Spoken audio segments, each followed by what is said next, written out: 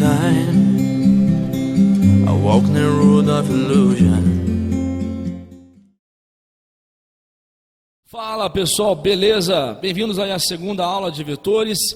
Meu nome é professor Lucas Silva, vulgo Prof. Lucas Skywalker. Meu site é www.proflucasskywalker.com, tá? Está na descrição do vídeo aí embaixo. E não esqueça de assinar o meu canal no YouTube para ver mais aulas de física, química e matemática, beleza? Então, vamos continuar então sem mais demoras a aula de vetores, episódio 2, tá? Então vamos continuar então a soma de vetores, utilizando a regrinha do rabo-cabeça. Só que agora a gente vai somar vetores que têm direções não perpendiculares entre si, ou seja, vetores de direções quaisquer. Tá? Como é que eu trabalho com esses vetores então, para somar vetores de direções quaisquer? Beleza? Então eu vou utilizar a lei dos cossenos, tá? Que é uma lei que você aprende geralmente em relações métricas do triângulo qualquer, né? Não vai ser o caso agora a gente aplicar para deduzir a lei, né, dos cossenos, mas ver como ela funciona. Então você vai usar a lei dos cossenos para poder determinar o módulo do vetor resultante, que é o soma. E além disso, a gente vai também utilizar uma regrinha, que é a regrinha do paralelogramo, tá? Que é bem simples. Vamos lá então, vamos fazer o esquema. Então suponhamos o seguinte, eu tenho lá dois vetores A e B, e o ângulo alfa entre eles, beleza? Então, primeiramente, eu vou fazer o quê? Eu quero achar o vetor soma, né? Encontrar o vetor soma e, além disso, encontrar o módulo do vetor soma. Então perceba o seguinte, pessoal, aqui nós não temos, né, uma situação rabo-cabeça, é rabo com rabo. Ou seja, se eu traçar um vetor aqui entre A e B, eu não vou ter o vetor resultante, tá? Então eu tenho que fazer o quê? Eu tenho que criar uma situação onde o rabo de um vetor encoste na cabeça do outro. Então ou eu posso transladar o A, ou eu posso transladar o B.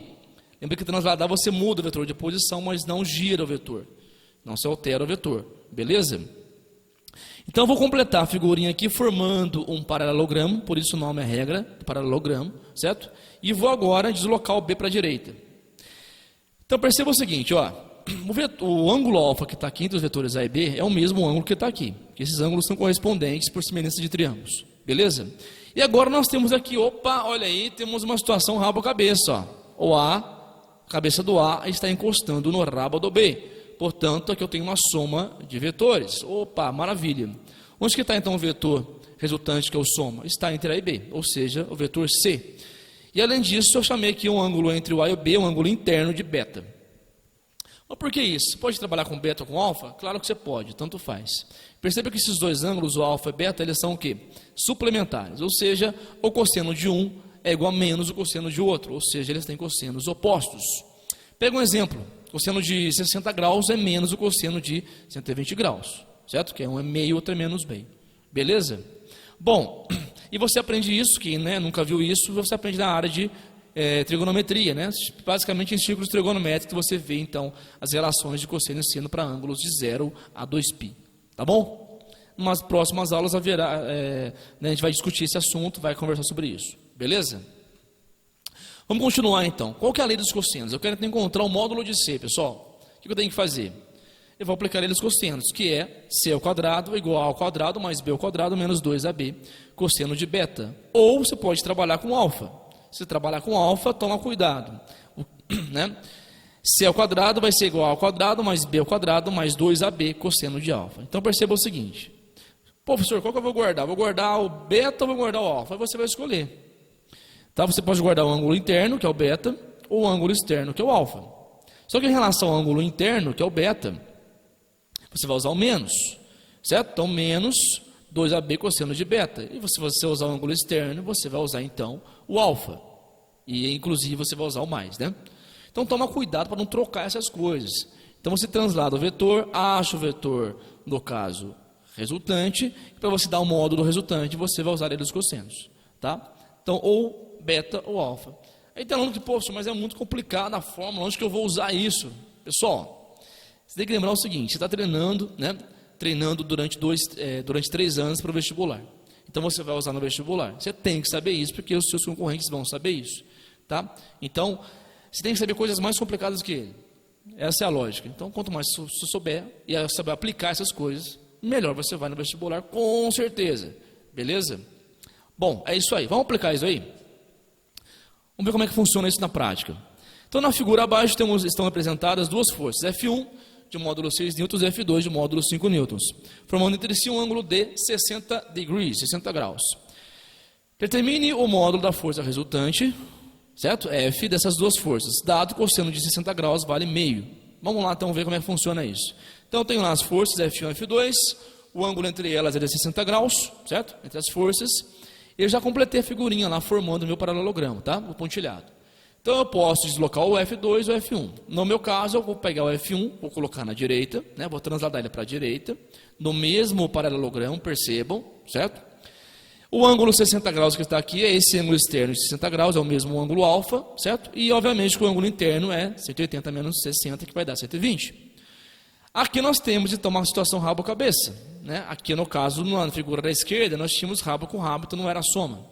Então eu desloquei o F1 para ter uma soma, que é rabo-cabeça. Então, moçada, a grande manha é você saber onde está o rabo-cabeça, né? Para achar o vetor soma. Então agora, onde está o vetor soma, que é o resultante, está entre F2 e F1, que é o F. E para eu achar o módulo de F, eu vou aplicar a lei dos cossenos, que nada mais é que F ao quadrado igual a F1 ao quadrado mais F2 ao quadrado, mais 2F1 F2 cosseno de 60 graus. Ou seja, vai ficar então F ao quadrado igual a 6 ao quadrado, mais 5 ao quadrado, mais 2 vezes 6 vezes 5, cosseno de 60. Ou seja, 36, F ao quadrado vai ser 36 mais 25, mais 60 vezes meio. Ou seja, F ao quadrado vai ser 91. Conclusão. Força vai ser raiz de 91 newtons ou aproximadamente 9,5 newtons. Beleza, pessoal? Então eu usei aqui nesse caso o ângulo externo, por isso que eu usei mais aqui na minha lei dos cossenos. Se eu usasse o ângulo interno, eu usaria menos, certo? No caso, o cosseno de 120 graus, que equivale a menos o cosseno de 60 e recairia na mesma soma do que está aqui, tá? Então toma cuidado como usar isso. Beleza? A outra coisa, vetorialmente falando, eu posso falar que a força F vai ser F1 mais F2. Vetores, estou somando vetores. Agora, quando eu falo de módulo, aí eu vou ter que aplicar eles cossenos, porque o ângulo entre os vetores não é 90 graus. Tudo bem a diferença? Deu para entender? Vetor, você pode somar vetorialmente. Agora, valores, não. Tá bom? Só quando eles estiverem na mesma direção. Muito bem. Subtração de vetores. Vamos lá. Se eu tenho soma de vetores, eu tenho subtração de vetores. Para entender a subtração de vetores, vamos entender a soma de vetores de novo, tá? Vamos pegar ela como referência. Então é o seguinte, vamos supor que eu tenho vetores A e B perpendiculares entre si, e aqui eu já completei a figurinha formando o meu paralelogramo, tá? Onde está o vetor soma aqui? Bom, é simples, o vetor soma, como aqui é rabo-cabeça, né? O vetor soma está entre A e B. Então o vetor C é o vetor soma. Então eu posso falar o seguinte, que o vetor, vetorialmente falando, que o vetor C vai ser o A mais B, né? Porque o rabo do B coincide com a cabeça do A, e em termos de módulo, como 90 graus o ângulo entre eles, eu posso aplicar Pitágoras, e devo, né? Para poder encontrar o módulo de C. Então, C ao quadrado é igual a ao quadrado mais B ao quadrado. Agora, vamos supor a mesma situação dos dois vetores A e B. Só que nesse caso eu quero encontrar o vetor subtração entre B e A, ou A e B. Tanto faz, tá? São diferentes, mas o método para encontrar é o mesmo. Bom, percebe que aqui eu tenho uma situação rabo-cabeça e eu tenho, se eu vou traçar o vetor aqui, eu vou traçar um vetor soma. E eu não quero o vetor soma, eu quero o vetor subtração. O que eu vou fazer agora? Eu vou pegar o vetor B, vou fazer agora o contrário, o oposto. Eu vou transladar ele para a esquerda, tá? Sem girar, lembra disso, beleza? E agora eu vou criar aqui uma situação rabo-rabo, ou seja, não é uma soma. Então se eu traçar um vetor entre A e B, eu não vou ter uma soma. Vamos traçar o vetor, para a gente poder ver, avaliar isso melhor. Então está traçando o vetor D. Agora a ideia é eu encontrar onde está o rabo-cabeça. Por quê? Porque a subtração de vetores ela vai vir de uma soma de vetores. Só que não de uma soma de vetores entre A e B. Então perceba. Aqui eu tenho em cima, eu tenho cabeça-cabeça.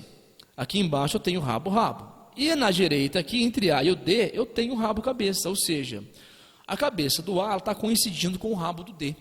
E isso está me indicando uma soma de vetores. Então, a soma de vetores, ou melhor, a subtração de vetores, ela advém de uma soma de vetores. Ou seja, o vetor A somado com o D está me dando o meu vetor B. Porque aqui é o rabo do D, né? Está coincidindo com a cabeça do A. Então, A mais D é igual a B. Conclusão, pega o seu A e passa para a direita, né? Então, o D vai ficar B menos A. Ou seja, o seu vetor D, na verdade, é o vetor subtração. Então, Então, na verdade, o vetor D, ele veio de uma soma de vetores entre A e D que deu B. Certo? Então, A mais D deu B, portanto, D é igual a B menos A. Se eu quisesse, por exemplo, o vetor A menos B, eu traçaria o vetor D para baixo, em vez de ser para cima. Certo? Se eu traço para baixo, eu vou ter o contrário aqui, que vai ser A menos B. Tudo bem? Então, a ideia de você obter o vetor de subtração, nada mais é que ele vai vir de uma soma.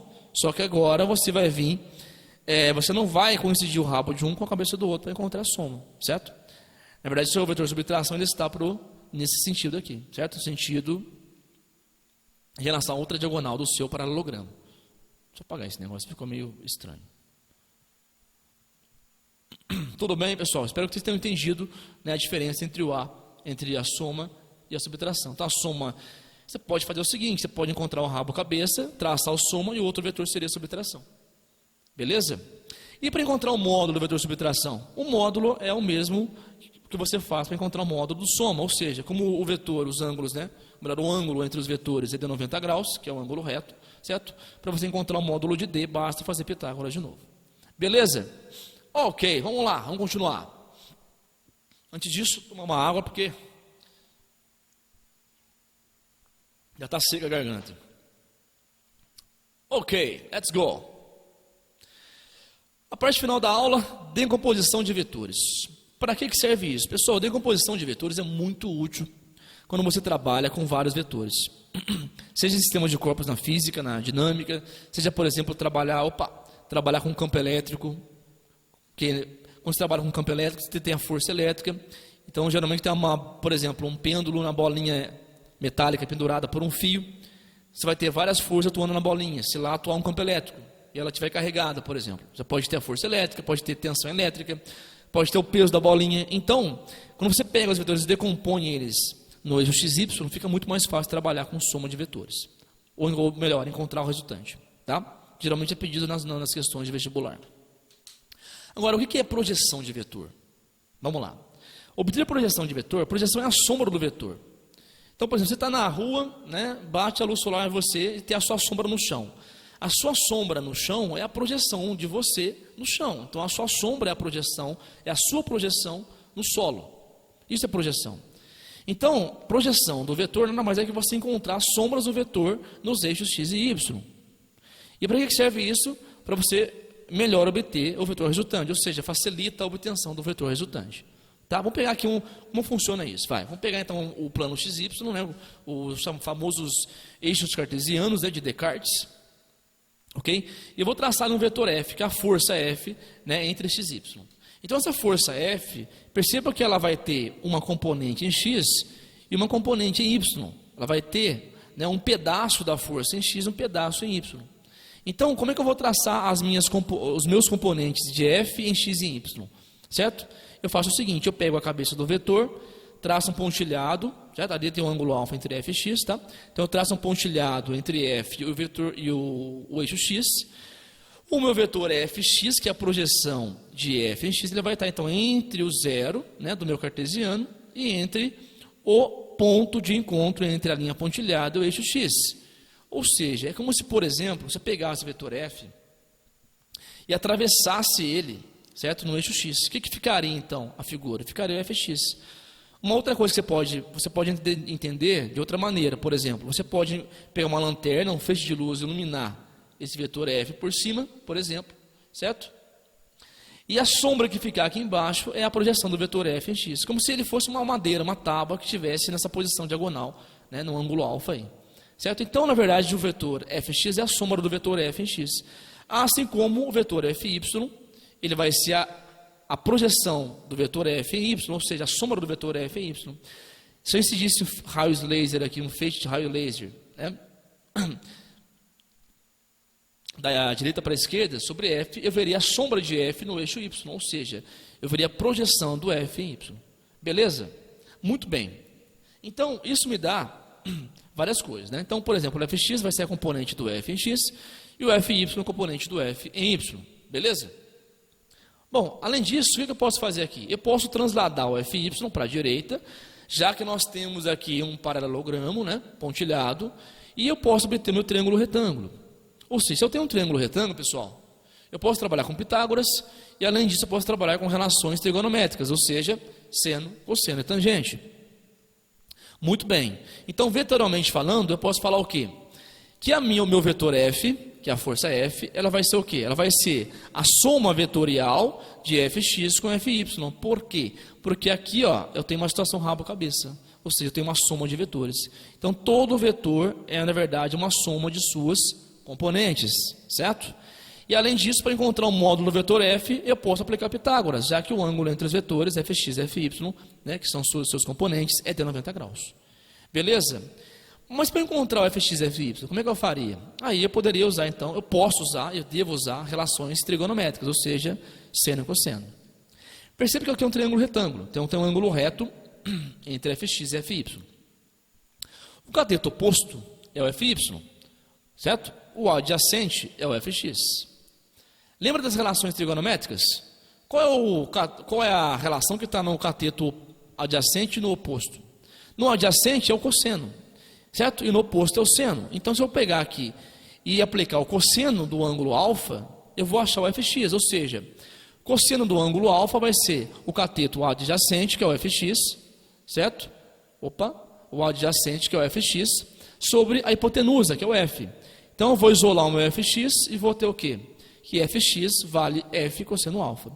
E se eu quero encontrar o Fy, eu faço seno, ou seja, seno de alfa vai ser cateto oposto sobre a hipotenusa. Vai ser Fy sobre F. Eu vou isolar o meu Fy, passo o meu F para a esquerda, então o meu Fy vai ser F seno de alfa.